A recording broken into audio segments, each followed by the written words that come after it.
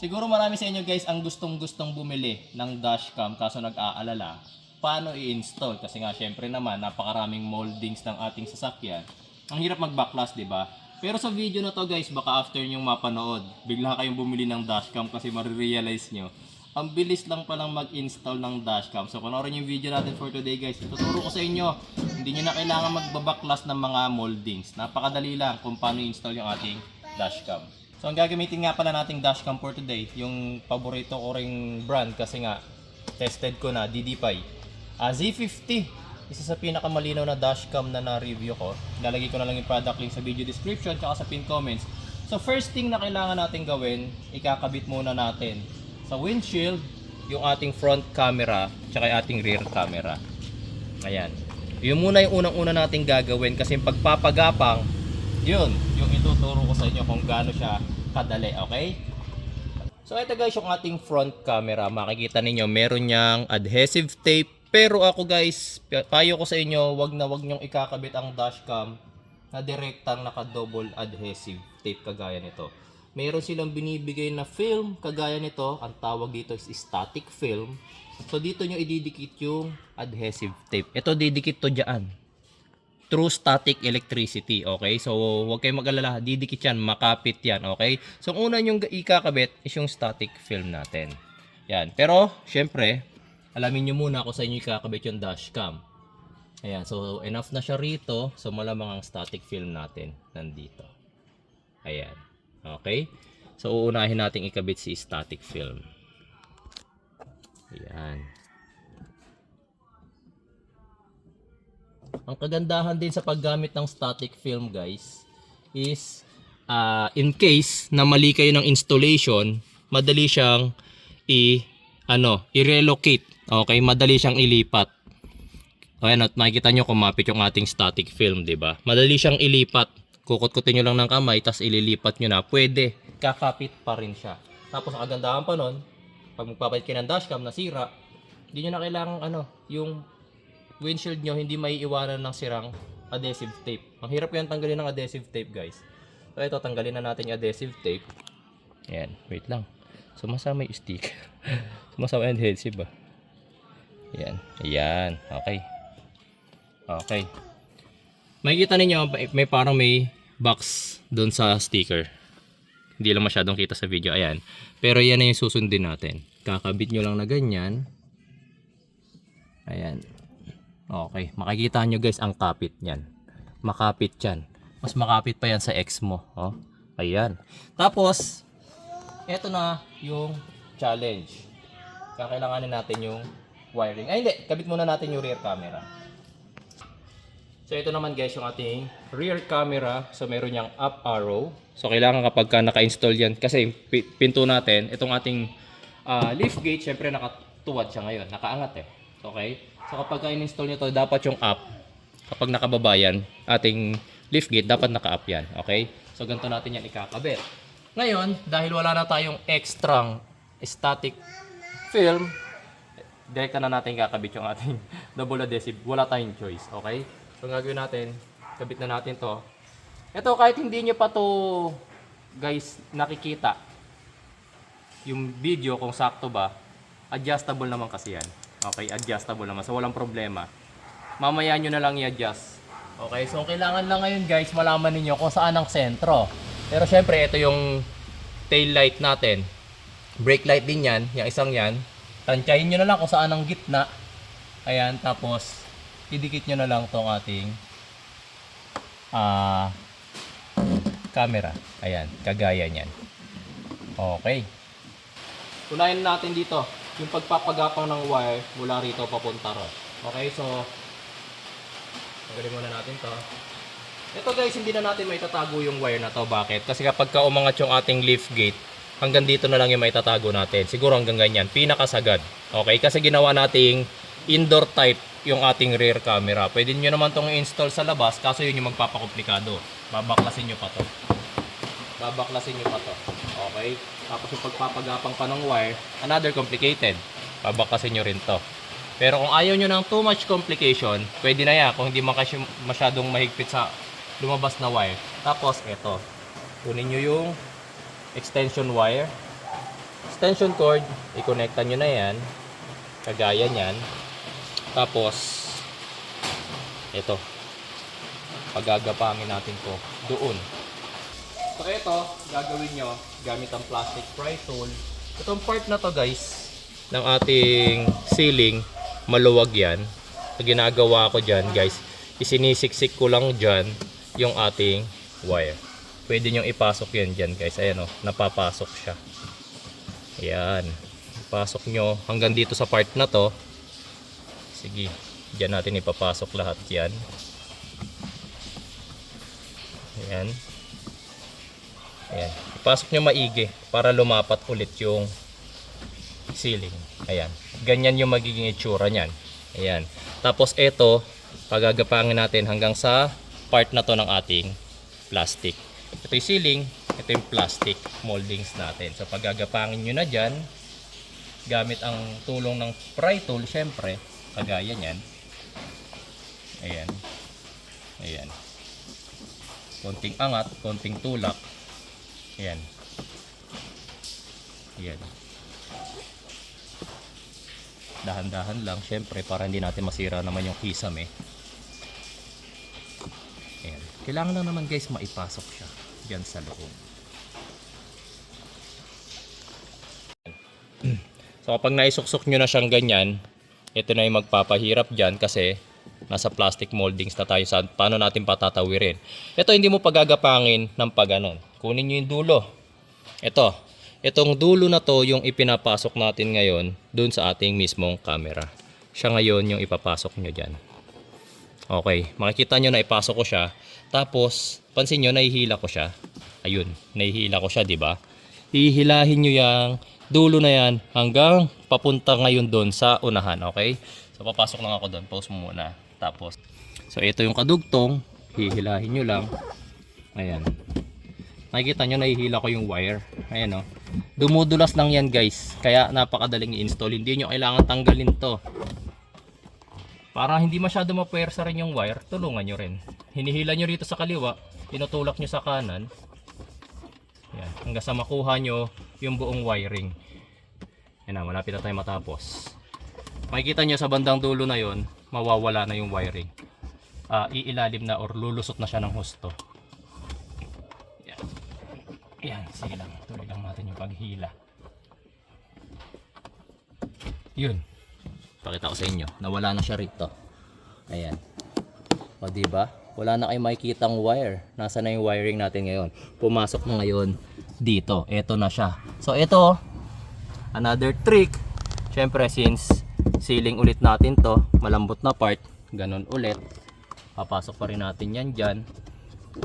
Tapos pagagapangin na ulit natin sa loob. Okay? So sa part na to, ganun na naman, plastic ulit, kunin na naman natin yung pinaka dulo. Okay, sa proseso na to guys, ito magpapahirap. Make sure na bago nyo ipasok tong dulo na to, make sure na hindi nyo na pagbuhol-buhol yung kable. Dahil pag nagbuhol-buhol yan, balik sa umpisa. Ayan, so kunin nyo ulit yung dulo. Ayan o. Ang dali. Tapos ito sa part na to, yung weather strip, tanggalin nyo muna. Weather strip natin yan. Pwede nyo tanggalin yan guys. Napakadali lang yung tanggalin. Yan. Tanggalin nyo muna yan. Tapos ilusot nyo to. Ayan. Hila ulit. Ayan. Hila lang ulit. Ang dali, di ba? Oh. Hindi nyo nakakailanganin ng installer ng dashcam ngayon. Pasok. Nakikita nyo wala na ulit yung wire. Wala na naman tayong wire. Yung dulong wire natin, eto na naman. Labas tayo mami. Tatanggal natin ng weather strip, eto. Kaya ano, madali lang yan guys kasi kapag tinatanggal natin yung weather strip, pasok ulit natin, kisame, by hand. By hand lang ulit ang pagpasok niyan. Ayan, ganyan. Hanggang dito. Ayan. From time to time medyo malalaglag kasi yan. Which is given. Given talaga na malalaglag yan. Aalalayan nyo lang. O kaya, isuporta nyo na kaagad yung weather strip. Pwede nyo namang i-ano yan agad. Ayan o. Huwag nyo na lang masyadong tanggalin yung weather strip natin. Ayan. Para kumapit ka agad yung wire sa loob. Yan. Itong part na to ng plastic medyo matigas kasi may handlebar dito. Matigas to guys. Bibigyan ko kayo ng trick kung paano gagawin dyan. Yan. Okay. So since nandito na tayo, mapapayo ko yung weather strip din dito sa kabila. Tanggalin nyo na. Ayan. Tanggalin nyo na rin. Huwag nyo na masyadong bunutin ng hustong-husto. Kailangan nyo lang naman na meron kayong access mamaya. Tapos eto, matigas to guys. Makikita nyo, airbag. Matigas tong part na to. Okay? So, same trick pa rin ang gagawin natin dyan. Walang pinagkaiba. Yan. Yun nga lang, ang paghila rito ay hindi kasing dali ng paghila dun sa kanina. So, gagamitin natin yung plastic pry tool na tulong. Ayan. Ang tulong ng plastic pry tool, pang-angat ng kisame, hindi pang tuktab nito. Hindi nyo matutungkap. Ayan. Pag nalusot nyo na, andito na yung kabilang wire, ang bilis na ulit niyang hilahin. Ayan, hila. Ayan, parang humihila na lang kayo ng sinulid. Ayan. Pag nakuha nyo na yung sagad, ikabit nyo na yun ng maayos. Itong ating weather strip. Kabit nyo na ng maayos. Yan. Malapit na tayong matapos guys, oh. Start na tayo, di ba? Ito naman, ganun ulit. Since nakalusot na tayo sa plastic, sa kisame na naman natin yan isisiksik. Siksik nyo sa kisame, kagaya nyan. Siksik sa kisame. Tapos, another plastic part na naman tayo. So, ganun ulit. Kunin nyo ulit yung dulo. Pag ganun-ganun lang guys, paulit-ulit na lang tayo sa part na yon. Dulo, pag napalusot nyo rito, okay na. Pero ito, mapapansin ninyo, since malapit na tayo sa dashcam, magsusukat na tayo ngayon. Dashcam, basta maisakto, kagaya nyan, naisuksok ko na, ayan na isaktong wire, ang daming mahaba. Hindi kayo nagkamali guys, hindi kayo nagkamali. Okay lang yan. So yung mahaba na yan, itong part na to, maraming bakante yan. Pwede nyo nang isiksik lahat ng sumobrang wire dyan. Pwede nyo nang isiksik dyan yan guys. Yan. Pwede nyo na isiksik pa ganyan. Mahaba yan guys, kahit dito. Kahit i-imbak nyo rito sa bandang part na to, mahaba yan. Kung gusto nyo rin naman, gamitan nyo ng cable tie, pasok nyo dun sa part na yon. Maluwag yan guys, pwede nyo pasukan yan. Ayan. So eto, pasok na lang natin yung mga excess na wire dyan. Gaya nyan. O, di ba? Ganun lang. Yan. So finish. Actually di pa tayo tapos. Kasi meron pa tayong isang wire na ikakabit. Anong wire yon? Syempre yung wire ng main camera. Pero pinakita ko muna sa inyo kasi pinakamahirap i-install yung kinatatakutan ng karamihan, rear camera, kasi mula sa likod pagagapangin nyo. Pero ngayon pakita ko muna sa inyo lahat ng ginapangan natin. Ito na yung rear wire natin. Makikita nyo mula rito, dito, wala kayong makikita nakalabas na wire. Dumaan dito, dyan, hanggang dyan. Wala kayong makikitang wire hanggang dito. At ito na siya. Dito na lang siya lumabas. Ito. Dahil dumaan din dito, pumasok dyan. Ito na lang yung nakalabas natin na wire. Yan o. Nakikita ninyo nakatago. Diba? Ito lang. Talagang, lalo na kapag syempre bumaba to, yung wire na yan medyo nakaganon dyan, nakalaylay. Pero okay lang. Para sa akin okay lang yan. Tapos, front camera wire. Yung ating mismong power line syempre. Asa na yung wiring na yan? Pero palang kasamang plastic pry tool, no? Nagbahong pa ako ng pry tool ko. Ito yung kanyang power source. 12 volts. Ayan. So ito, hindi na ako nagbabalakas ng mga moldings kagaya niya. So ang ginagawa ko, pinapalusot ko na lang siya sa part na to. Yan. Tapos pagagapangin ko na lang yan somewhere here. Ito. Yan. Tapos dito, pwede naman na yan oh. Yan oh. Tapos may mapag-iipitan siya rito sa part na to. Di na halata, di ba? Importante lang naman kahit papaano nakatago yung mga wirings natin. Tapos ito, madali lang yung buksan. Hilahin sa part na yan, hilahin sa part na to, bababa na yan. Ngayon, yung wire, ilulusot nyo na dito. Kagaya niyan. Yan. Hindi naman yan maiipit, hindi rin naman yan masisira. Okay? Kung ayaw nyo inaalala nyo maiipit siya ng glove box, ilusot nyo muna ron sa ilalim. Ito nakita nyo yung daliri ko. Ilusot nyo dyan. Kung inaalala nyo maiipit siya. Di ba? Yan. Kagaya niyan. Hindi na siya maiipit. Ayan o. Tapos saan naman siya dadaan ngayon? Dito ulit. Dito ulit. So babaklasin natin to ulit. Kaya ko lang inilagay yan kanina para maipakita ko muna sa inyo na itago ko yung ating rear wire. Yung wire ng ating rear camera. Okay? So eto, baklas ulit. Yan. Tapos eto. So kapag nailusot nyo na rito yung ating wire, ayan. Dito na natin yung palulusotin. Dito sa part na to. Actually medyo mahirap to yung pagpapalusot dito. Ayan o. Mahirap kasi magpalusot ng nakataas. Ito lang ginawa ko. Pababa. Noong nakaraan kasi, pababa ako nag-install. So na.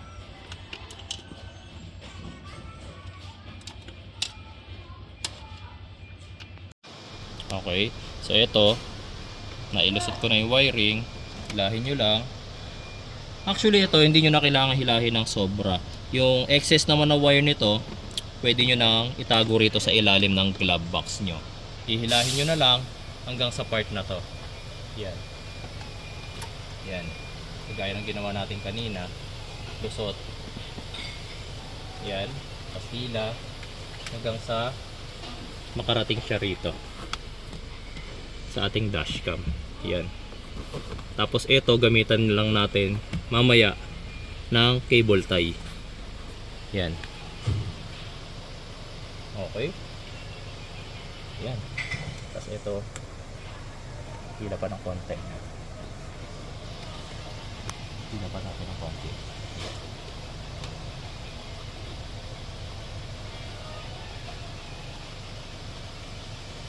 Sulit na natin yung ating weather strip.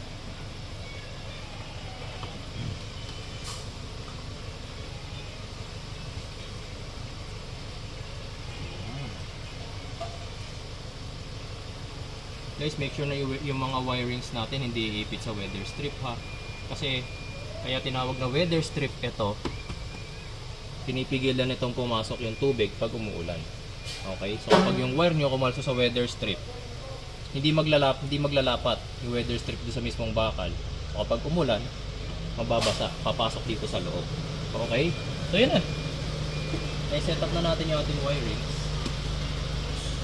Yan. Okay na siya. Okay. So, last thing na lang, yung wire dito sa ilalim, which is nakatago na rin naman. Ayan.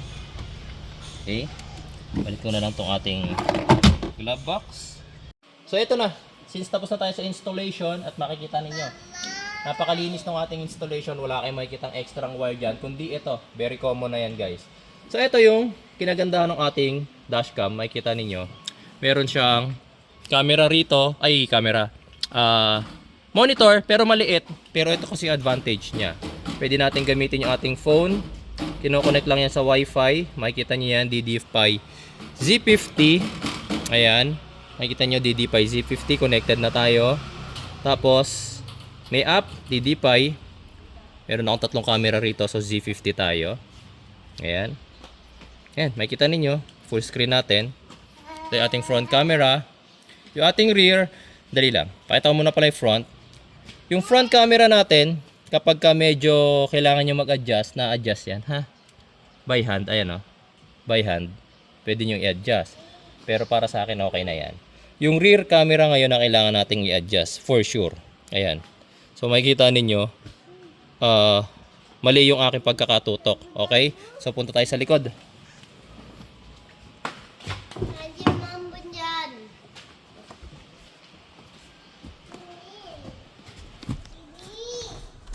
Yan.